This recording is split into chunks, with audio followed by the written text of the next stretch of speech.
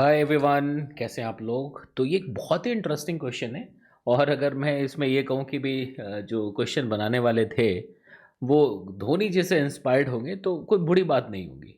ठीक है, बस ये वही है कि कॉइन को जब टॉस कर रहे हैं, ठीक है, और बड़ी इंटरेस्टिंग फिजिक्स है। एंड एक एसबीटी का सवाल भी है, बिल्कुल इसी कॉन्सेप्ट पे।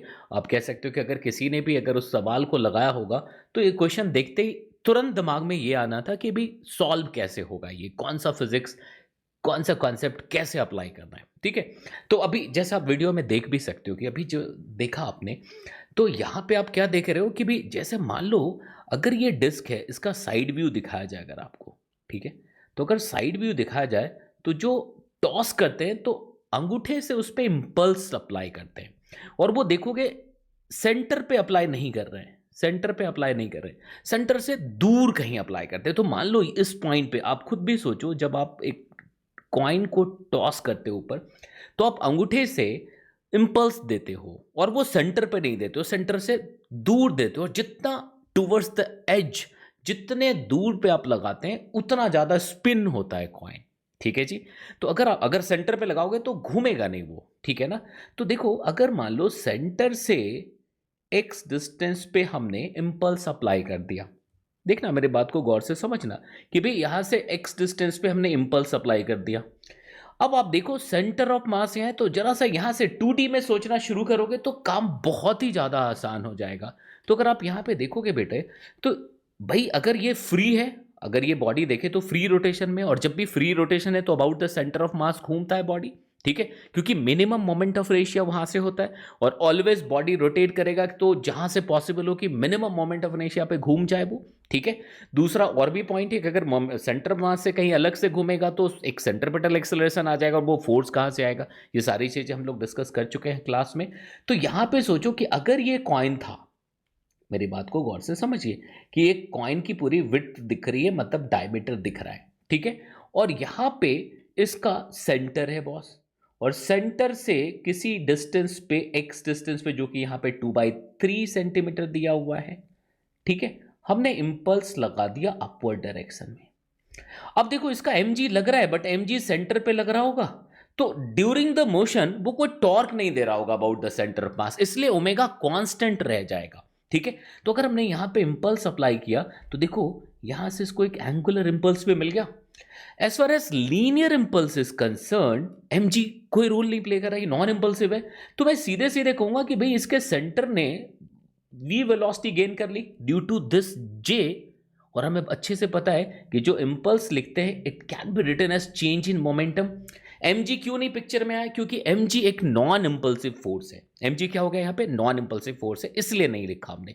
ठीक है, तो देखो यहां से वेलोसिटी आ गई क्या, but at the same time ये घूम गया होगा ओमेगा से, क्योंकि इस जे का एक एंगुलर इंपैक्ट भी है, मतलब एक एंगुलर इंपल्स भी आया इसका। तो अगर हम एंगुलर इंपल्स की बात करें तो linear impulse into perpendicular distance from the axis, अगर 3D में आपको मैं दिखाऊं तो वो कुछ यूं घूम रहा होगा, देखो ऐसा घूम जाएगा, ऐसा, क्योंकि यहां पे इस पॉइंट पे हिट किया है तो ये यूं घूमेगा, तो अबाउट द डायमीटर जो डिस्क घूम रहा होगा अबाउट द डायमीटर। नहीं तो अगर आप ऐसे नहीं समझेंगे तो मे बी कि मोमेंट ऑफ रेशिया लिखने में आप गलतियां कर जाएं। ठीक है जी, तो अबाउट दिस एक्सिस यही परपेंडिकुलर डिस्टेंस है। तो अगर हमें एंगुलर मोमेंटम चाहिए तो it must be j into X, and it should be equal to moment of inertia about the diameter घूम रहा है, इसलिए mr² by 4 रखोगे, mr² by 4 इंटू ओमेगा। अब बेटे जी यहां से ओमेगा मिल गया क्या, कहीं से कोई पंगा ही नहीं है, यहां से बड़े आराम से आप ओमेगा निकाल सकते हैं, सब कुछ गिवन है। अगर हम रेडियस की बात करें तो it is also given, it is 4/3 centimetre. ठीक है जी, अब अगर मैं यहां से आगे बढ़ता हूं तो अब देखो कब तक जाएगा, जब तक जाएगा ओमेगा चेंज नहीं होगा, हवा में ओमेगा कांस्टेंट रहेगा। व्हाई, बिकॉज हवा में नेट टॉर्क 0 है about the axis passing through the centre of mass. अब अगर ऐसा है तो मतलब सेंटर ऑफ मास को जो लीनियर वेलोसिटी v मिली है, तो ये बहुत सिंपल एक लीनियर मोशन की तरह हम सेंटर मास को देख सकते हैं क्या, जिसकी इनिशियल वेलोसिटी v है और उसके अगेंस्ट g काम कर रहा है, जो इसको टॉप मोस्ट पॉइंट पे ले जाके इसकी वेलोसिटी को जीरो कराएगा और फिर ये उसको वापस करेगा g। तो जा करके वापस आने में टोटल टाइम जो लगने वाला है वो 2v/g लग जाएगा। मुझे नहीं लगता कोई दिक्कत होनी चाहिए, क्योंकि टॉप मोस्ट पॉइंट पे जाके वेलोसिटी अगर ज़ीरो हुई है, टॉप मोस्ट पे अगर वेलोसिटी ज़ीरो हुई है, मतलब हम v equals to U plus A T लिख सकते हैं। तो zero should be equal to v, जो इनिशियल वेलोसिटी हमने यहाँ पे लिखी है, that v minus G into T. ठीक है, तो ये टॉप मोस्ट पे तक जाने का टाइम मिल गया, कितना, v/g आया। तो जितना जाने में उतना ही आने में, तो ये डबल क्यों लिखा ये पता चल गया।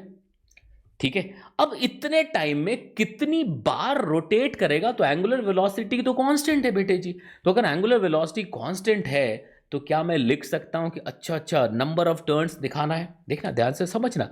तो एंगुलर डिस्प्लेसमेंट निकाल लें क्या हम, तो एंगुलर डिस्प्लेसमेंट को हम दैट ओमेगा इनटू ये जो टाइम निकला है इस टाइम को कर लें, और कितनी बार घुमा है, तो एक बार घूमेगा तो 2 पाई एंगल बनेगा सर।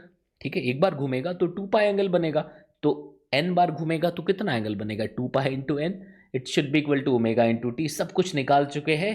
जब ये सारे वैल्यूज पुट करेंगे तो एक प्यारा सा एकदम, जो एग्जाम के अंदर जब ये ऐसा आंसर आता है तो दिल जो है एकदम बाग बाग होता है, नहीं 30, ये रिजल्ट आ गया, यही आंसर था। ठीक है, तो मैंने एक पॉसिबिलिटी कही कि भाई क्वेश्चन सेट करने वाले ने उस टाइम पे वो मैच चल रहा होगा, धोनी साहब ने यूं सिक्का उछाला और इन्होंने एक क्वेश्चन उछाला। ठीक है, लेकिन ये मैं एक क्वेश्चन पे आता हूँ, जो एसबीटी का एक सवाल है।